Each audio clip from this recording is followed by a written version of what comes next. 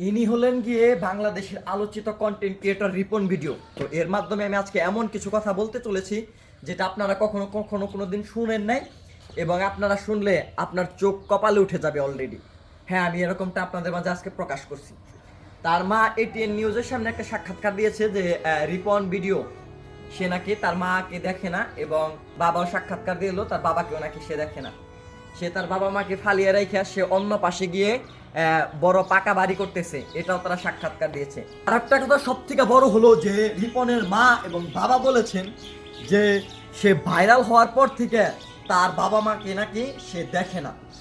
আসলে বলেন ভাই, এটা কি তার বাবা মার কাছ থেকে এটা আমরা কখনো শুনতে মানে মানে কি বলবো, এটা বলার মতো না। বলেন তার বাবা মা কতটা কষ্ট নিয়ে খুব নিয়ে এই কথাটা বলেছে। তার বাবা বলেছিলেন যে তাকে নিয়ে আগে তার বাবাকে নিয়ে ভিডিও করতো, কিন্তু সে ভাইরাল হওয়ার পর থেকে তার ফ্যামিলির থেকে সে বিচ্ছেদ হয়ে আলাদা পাকা বাড়ি করতেছে, তার ফ্যামিলির সাথে কোনো যোগাযোগ কোনো কিছু নাই, সে আলাদা আছে।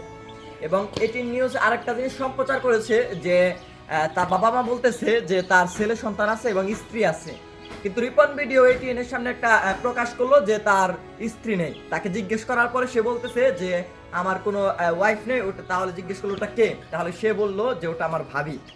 আসলে এখন আমাকে বলবেন সে আমার এটা নাকি, আমার একটা জিনিসে খারাপ লাগছে যে তার মধ্যে থেকে আমি যখন ছোটবেলা থেকে তার ভিডিওগুলো দেখে আসি তখন তাকে ভাবতাম যে অনেক ভালো, কিন্তু বর্তমান তার মার কথা শুনে বিশ্বাস করেন আমার মনে করেন ভিতরটা একদম ফেটে গেছে।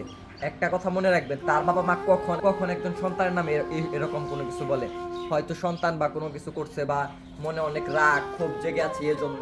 আচ্ছা, আমার একটা প্রশ্ন এখানে রেখে যাচ্ছি, কখনো কি কোনোদিন দেখছেন যে কোনো বাবা মা কোনো সন্তানের খারাপ চায়, কোনো ভবিষ্যৎ কোনো কিছু খারাপ চায়? বলতে পারবেন এরকম আপনার সন্তানের জন্য কি আপনি কখনো খারাপ চাইবেন কোনোদিন? বলেন আমাকে, চাইবেন না তো? তাহলে ভাই প্রশ্ন আমার এটা, আপনারা বলেন, এটা প্রশ্ন আপনাদের কাছে। এখান থেকে অনেক কিছু বলা, অনেক কিছু শিখার। তবে কতটা সত্য এবং কতটা মিথ্যা আমি জানি না, কারণ সংবাদ প্রচারণা একটার পর একটা করতে পারে, এটা স্বাভাবিক। কিন্তু যখন তার মা এবং বাবা সাক্ষাৎকার দিয়েছে তার মাধ্যমে বোঝা যাচ্ছে যে এখানে অনেকটাই সত্য।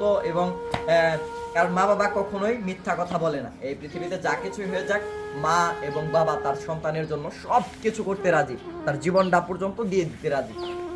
তো যাই হোক, আমার তরফ থেকে আমি যতটুকু জানি আপনাদের জানানো উচিত ছিল, আমার তরফ থেকে মনে হলো তাই আপনাদের মাঝে এটা প্রেজেন্ট করলাম। তো যাই হোক, সবাই ভালো থাকবেন, সুস্থ থাকবেন। আসসালামু আলাইকুম।